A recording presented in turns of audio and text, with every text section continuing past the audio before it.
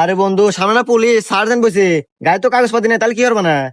আরে এটা কোনো বিষয় হইলো, কোনো ব্যাপার না, তুই যা, আমি ম্যানেজ করবানি, যা। আর তুই কি ম্যানেজ করবো? তুই না কানা মানুষ। আরে তুই ওটা আমার উপর ছেড়ে দে, আমি কথা কবানি, তুই যা ম্যানেজ করতেছিস, যা, কিছু হবে না, যা, টান দে। এই গাড়ি থেকে নাম। স্যার আগ মেরে নাও, কানা মানুষ।